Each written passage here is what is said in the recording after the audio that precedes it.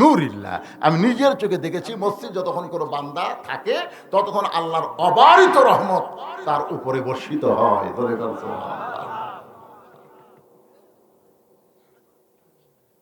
ফজরের নামাজ পড়ি তুমি বাড়ির দিকে দৌড় দাও, একদিন নয় পর পর 3 দিন ওসমান গনি দেখেছে।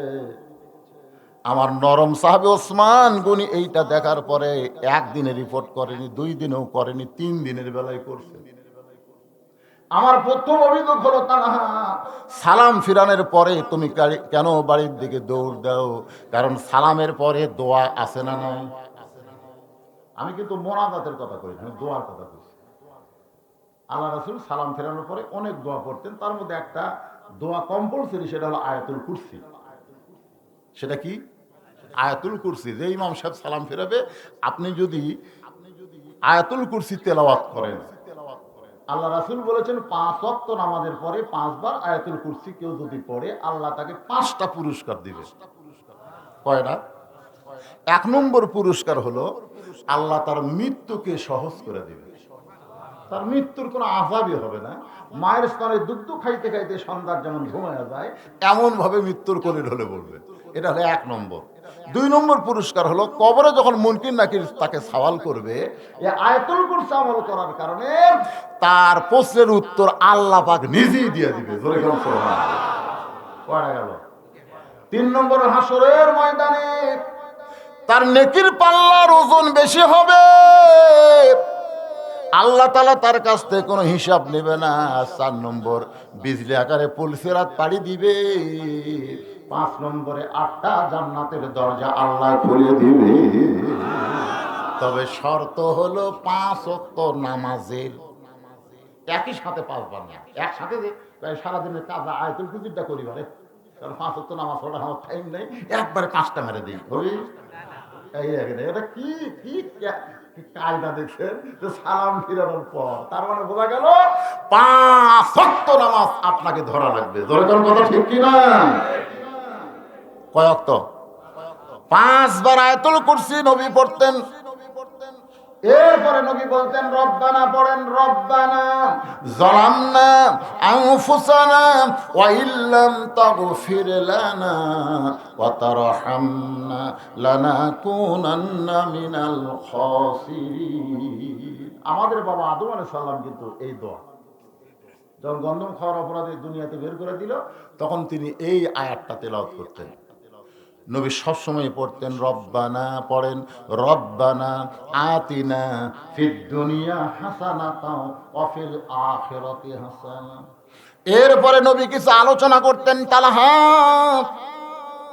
সালাম ফিরানোর সঙ্গে সঙ্গে তুমি বাড়ির দিকে দৌড় দাও।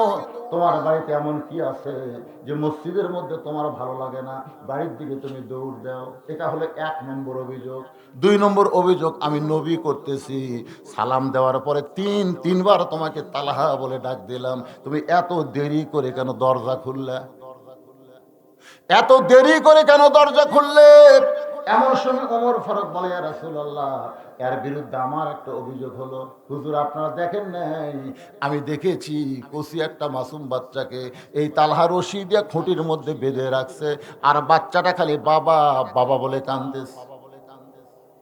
সঙ্গে সঙ্গে আল্লাহ নবী মাটিতে বসে পড়লেন। যেই নবী এতক্ষণ তালহার দরজায় দাঁড়িয়েছিলেন সেই নবী বসে পড়ে মাটির মধ্যে হাতটা ঢুকায় বললেন, তালহা রে, তোমার মুখটা ধুলায় প্রসারিত হবে যদি 3টা অভিযোগ তুমি খণ্ডাবার না পারো। তালহা, তোমার বিরুদ্ধে 1 নম্বর অভিযোগ হলো পরপর 3 দিন ফজরের সালাম ফেরা কেন বাড়ির দিকে দৌড়াও। তোমার বিরুদ্ধে 2 নম্বর অভিযোগ হলো 3বার তোমাকে ডাক দিলাম, এত দেরি করে কেন দরজা খুললে।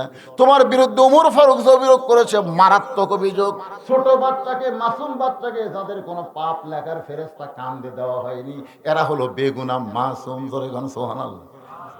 আপনারা বলেন তো, ছোট ছোট বাচ্চা যারা ঘোরাফেরা করে, কয় বছর বয়সে এদের কান্দে ফেরেশতা আসে না? যখন থেকে জোর করে হয়নি, 7 বছর থেকে নামাজের তালিম দেও, আর 10 বছর থেকে জোর করে ঘর ধরে হাতের দিকে তাকান, এই ধরে পারবেন না, ঘাট ধরে মসজিদে নিয়ে যাও।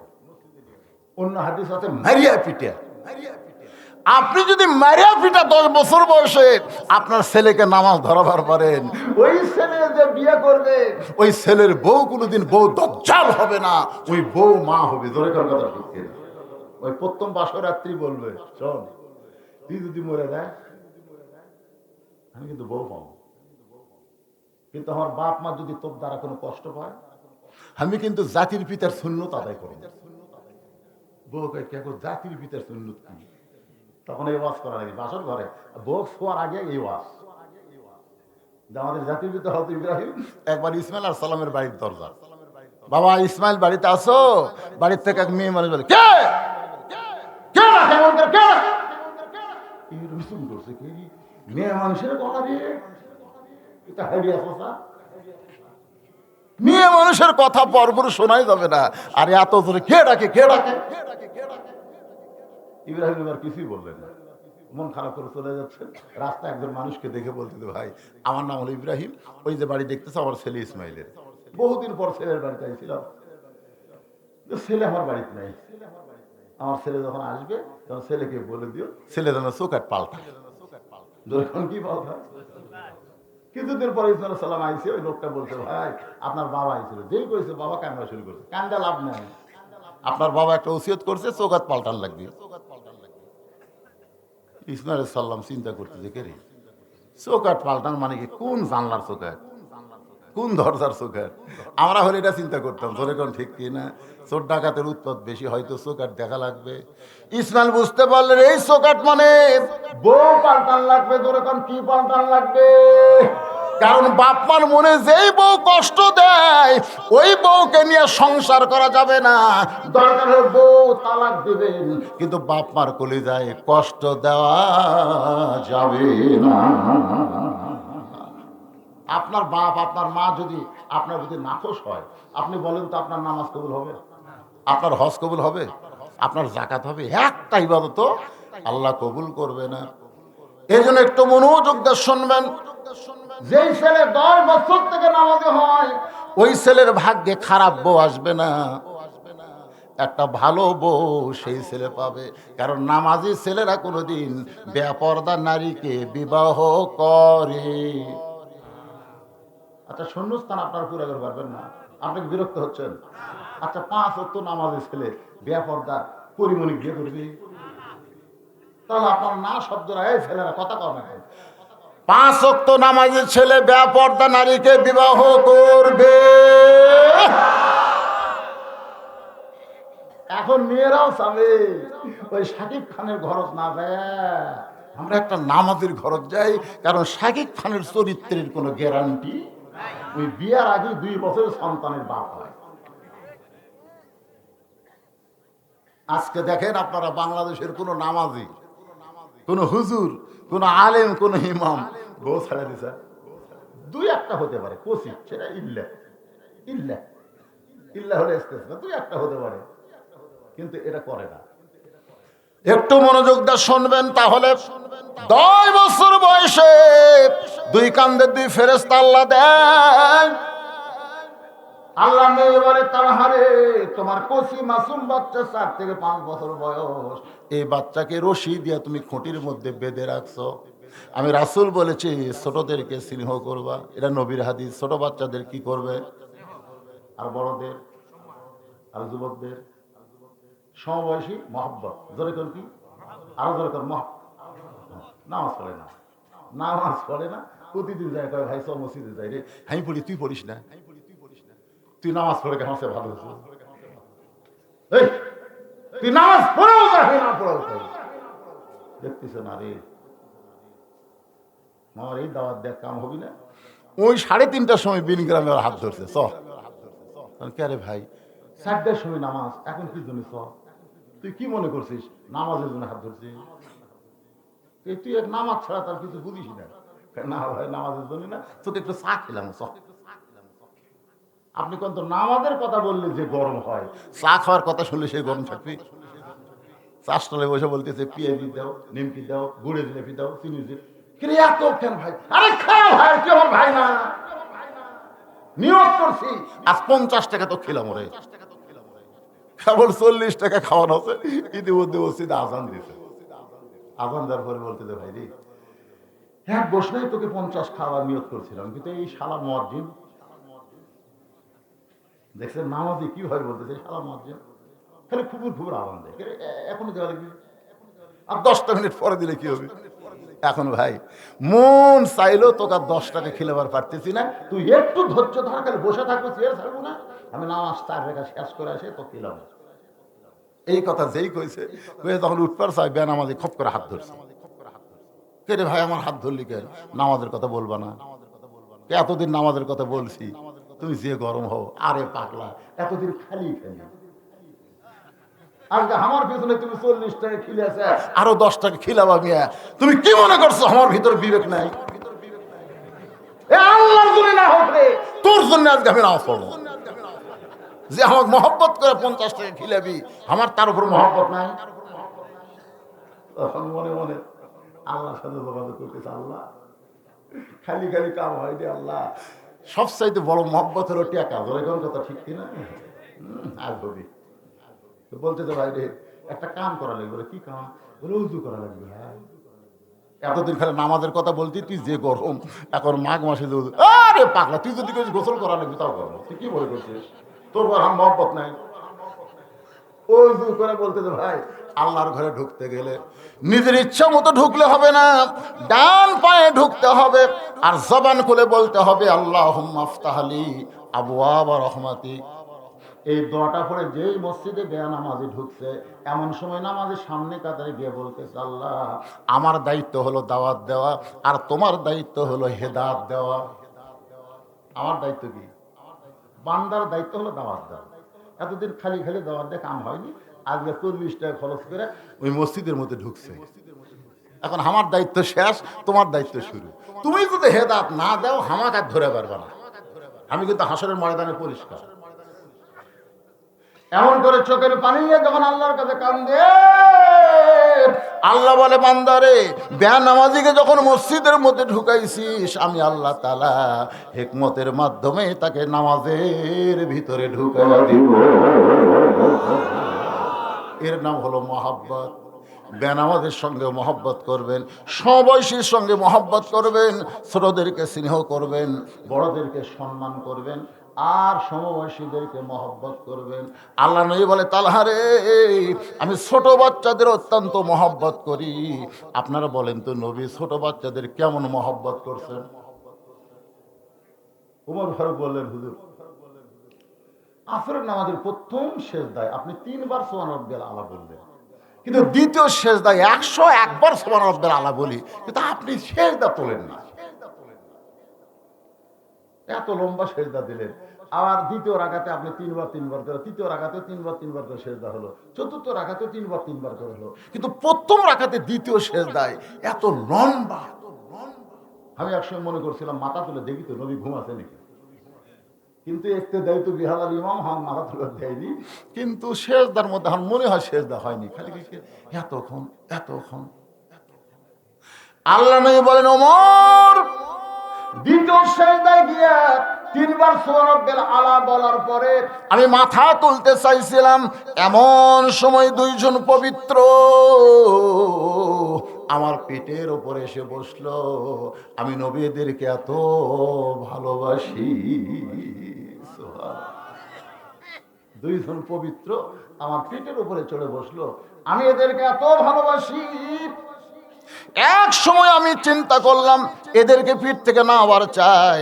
আল্লাহ বলে, হাবিব গো, আপনি ওদেরকে যেমন ভালোবাসেন আমি আল্লাহ তেমন ভালোবাসি।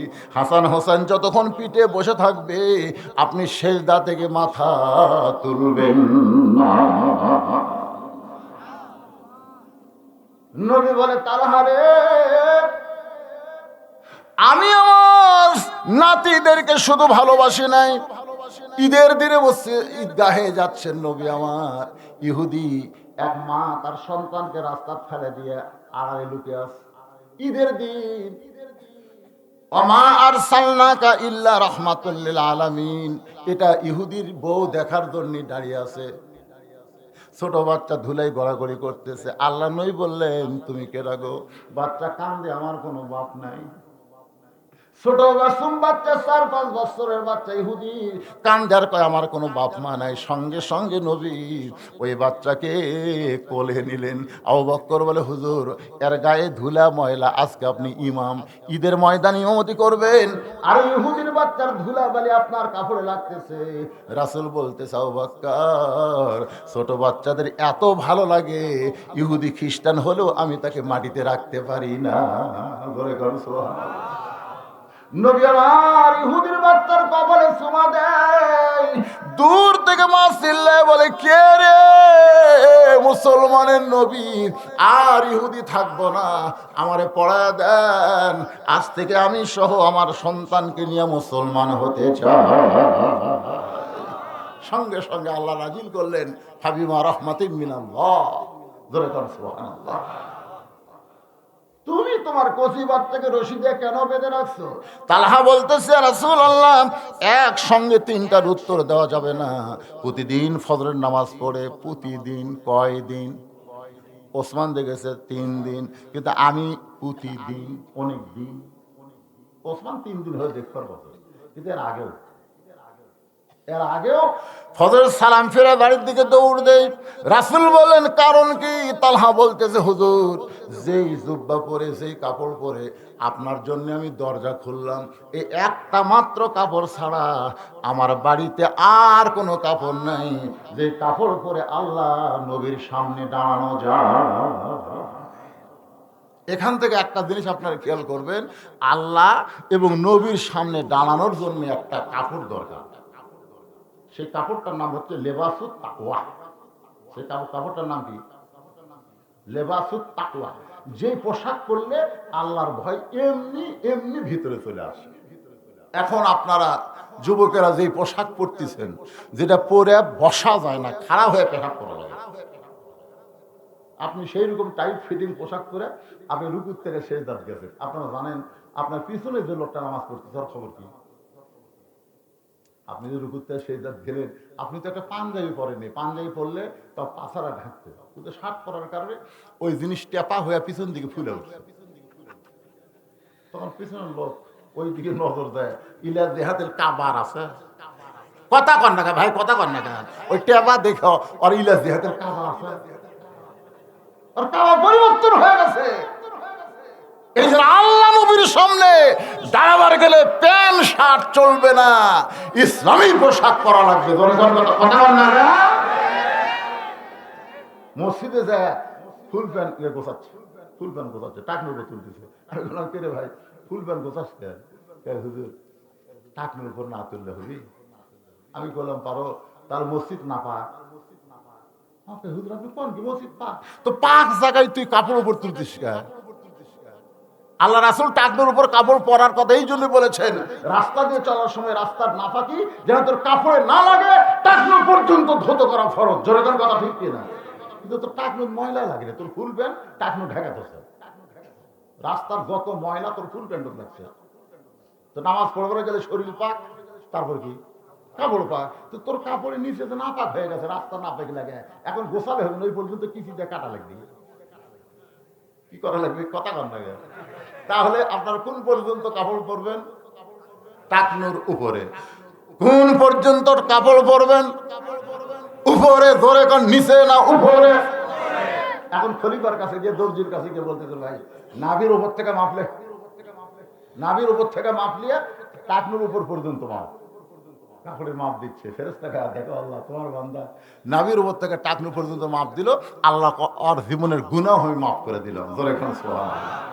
ছেলেরা, এই ছেলেরা লুঙ্গি পরো, পায়জামা পরো আর ফুল প্যান্ট পরো, যেটাই পরো টাকনুর উপরে থাকা লাগবে, নিচে যাওয়া। আর মেয়েদের কাপড় টাকনুর নিচে দিতে হবে, টাকনুর উপরে যাওয়া চলবে। আপনাকে লাগাই দেখবেন কতগুলো মেয়ে মানুষ প্লাজো প্লাজো প্লাজো এইরকম মশা পেটিকোট না পায়জামা বোঝার ভয় নাই, টাকনুর উপরে দিতে, টাকনুর উপরে করে হাইহিল পরে কিলকিল করতেছে। ওর কাপড় যা লাগবে টাকনুর তলে, উই তুলেছে উপরে, আর যার থাকা লাগবে টাকনুর উপরে উই দিছে নিচে। বর্তমানে বাংলাদেশে ছেলেরাই নারী হচ্ছে আর নারীরাই ছেলে হচ্ছে। কথা বল না, কথা বল না। কোন কথা ঠিক? আপনাকে এলাকার নাই এরকম? আমি কি করব? দেখি তুই খারাপ হতে পারো, খারাপ দেখি শোনার চান বক্তার বাদ ভিডিও করতেছ, ও ঘুষা তুই তুই না আগেই কাম সারছি রে। তো ওইটুকু খাটো করে বানালে কি হবে রে, ঘুষা ছড়ে দিবে।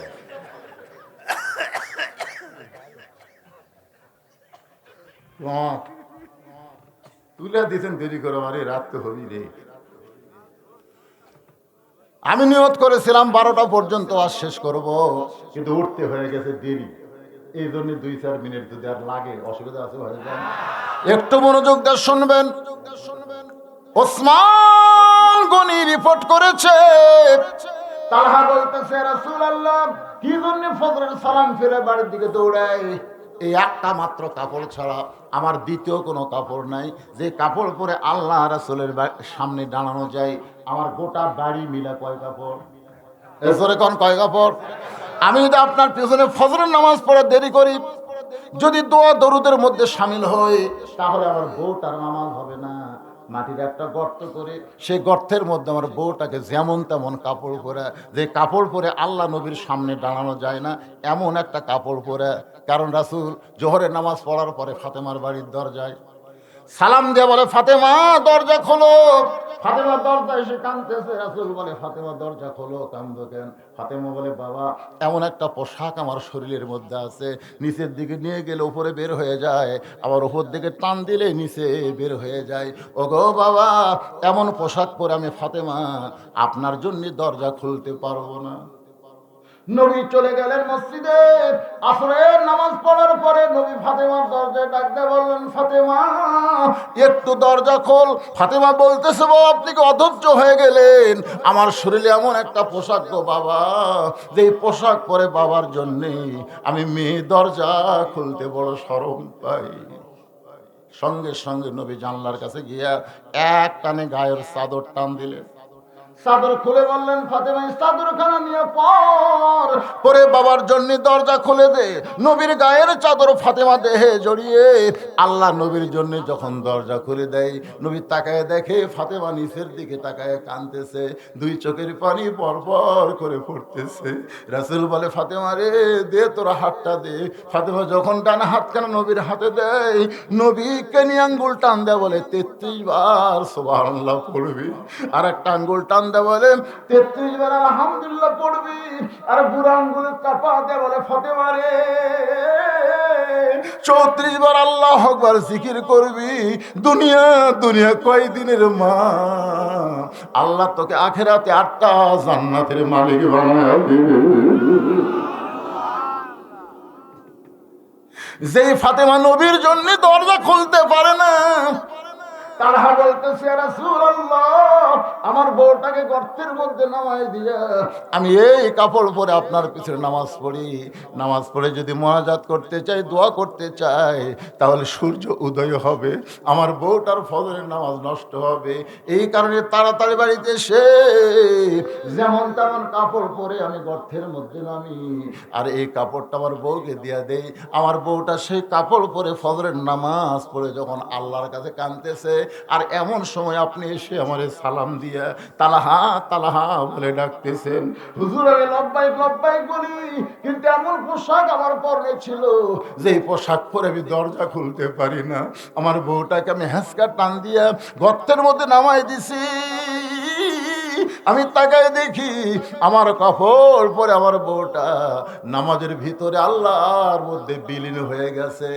এক জগ পানির মধ্যে এক মুষ্টি চিনি ঘন্টন মারলে ওই চিনির মধ্যে, পানির মধ্যে চিনি যেমন বিলীন হইয়া যায়, কষ্টের ভিতরে যারা নামাজ পড়ে আল্লাহ তাদের নামাজটা সেইভাবেই কবুল করে নেয়। সৌদি আরবের একজন শায়েখ বাংলাদেশি যুবকদের উদ্দেশ্য করে বলেছে, কারণ আমাদের বাংলাদেশে মাঘ মাস, পৌষ মাসের শেষ থেকে মাঘ মাস পর্যন্ত খুব শীত হয়, হয় কি হয়? বাংলাদেশের কোনো ছেলে, যুবক ছেলে যদি ফজরের সালাত খায়রুম মিনান নাম শোনার পর তোষক এক লাত্তি মারে, তোষক এক লাত্তি মারছে, লাত্তি কম বলো মারছে লাত্তি, তোষক আর কম্বল রাত্রি মানে ঠান্ডা পানি দিয়ে উজু করে যখন মসজিদের দিকে যায় তখন ফেরেশতা বলে আল্লাহ এটা কে? আল্লাহ বলতেছে যদি বদর যুদ্ধ থাকতো এরা বদর যুদ্ধের সৈনিক হয়ে যেত। কারণ যৌবন কালের নামাজটা যে আল্লাহর এত ভালো লাগে ভাই, এ বুড়া হচ্ছে চামড়া ঢিল, আল্লাহর সাথে দিছে মিল। একটা কথা, ওই যে কাউসারি, মরহুম কাউসারি হুজুর, আমি আগে আপনার দেখতাম, আপনাদের কাছে আসতো, প্রায় মাহফিলে বলতো যখন হচ্ছে চামড়া ঢিল আল্লাহর সাথে দিছে মিল, যখন তাকে চামড়া টাইট আল্লাহর সঙ্গে করে ফাইট। রে যুবকেরা, তোমাদের নামাজের এত দাম, সরকারি চাকরি যেমন যৌবন বয়স ছাড়া পাওয়া যায় না, নামাজ হচ্ছে আল্লাহর সরকারি ইবাদত, এটা যৌবন ছাড়া ঠিক মতো আদায় করা যায় না। কথা কর না কেন? এখন আমি শোনেন, আগে কি করতাম, আমি এই যখন শেষ রাতে উঠতাম না, আমি কিন্তু একবার হাঁটু থাকতে উঠতে পারতাম। আমার কথাই বলতেছি, শেষ রাতে ওঠার সময় হাঁটু থাকতে কি শক্তি চালিয়ে উঠতাম। এখন দুইবার ভর দেওয়া লাগে, আগে এর থেকে হাতে না এটা ভর, তারপর আবার এই সাইডে ভর দিয়ে তারপর ওটা লাগে। অনেক সময় মনের অজান্তে বের হয়, মানে মাদার লাগতেছে। আল্লাহ কয় তোর কালে জুয়ার কালে নামাজ না থাকতো তো লাত্তি দিয়ে নামাজের খাতার থেকে নাম কেটে দিত। কিন্তু তুই হাউ যাই কর, তুই সরকারি বয়সে চাকরি করছিস, এখন বুড়া বয়সে পেনশন খাওয়া, তোর এখন কথা ঠিক না? কথা হয় না, মানে আমার কথা বুঝতে পারতেছেন না? যে সরকারি বয়সে তারা চাকরি করে, বুড়া বয়সে যদি চোখের পাওয়ার কমা যায়, কানের শ্রবণ শক্তি কমা যায়, হাত লিখতে যদি হাত কাঁপে, সরকার কি করে? যা তোর চাকরি বাদ, তা কয় না, যা বসে থাকা খা, প্রতি মাসে খালি ব্যাংকের কাছে যাবো, যা বেতন পাচ্ছিল তার আর্ধেক দিবি। যা, তো সরকার যদি বুড়া বয়সে পেনশন দিবার পারে সরকারি চাকরিকে, তাহলে যারা যৌবন বয়সে নামাজ ধরছে, বুড়া বয়সে যদি ঠিক মতো আদায় করা না পারে, ওই যৌবন বয়সের সবের পেনশন আল্লাহ বুড়া বয়সে দিবে। কথা বল না যায়। আর বুড়া বয়সে যাই নামাজ ধরছে, 1-2 বছরে নামাজ পড়ার পরে না, তুই বলতেছে ভাই যে উঠতে বসতে খুব কষ্ট হয়, তুই একটা সিয়াল দিয়ে মসজিদের কোনার থেকে যা, তখন লাঠি সিয়াল দিয়ে মসজিদের থেকে। আল্লাহ নবী যতক্ষণ পর্যন্ত কাতার সোজা না হয়েছে ততক্ষণ পর্যন্ত কেবলামুখী হয়নি। রাসূল বলেছে পায়ের গোড়ালির সঙ্গে গোড়ালি মিল করা লাগবে, চেয়ার প্যাটিকের গোড়ালির সাথে গোড়ালি কোনোদিনও মিল করা হবে না। কোনো কাতারের মধ্যে যদি চেয়ার থাকে ওই কাতার মাকরু হয়ে যায়। যারা ওই কাতারে নামাজ পড়বে তারা নামাজ হবে, কিন্তু জামাতের কোনো সওয়াব আল্লাহ তাদেরকে দিবে না। এই জন্য যারাই জামাত করতেছে তাদের দায়িত্ব হলো মসজিদ থেকে চেয়ার বের করা, তাদের দায়িত্ব। 2-1 জন ঠিক কয়, বাদ থাকে কয় না, রে তোরা বুড়া হয়েছিস নাকি রে? যদি আপনি জামাতের সওয়াব চান, প্রতি রাকাতে 27 গুণ সওয়াব যদি আপনি চান, তাহলে আপনার কাফারের মধ্যে কোনো সিয়ার থাকবে না, কারণ পায়ের গোড়ালির সঙ্গে গোড়ালি মিল করা লাগবে। এই মুরব্বী আবার এত পর আসছে করতে গেলে।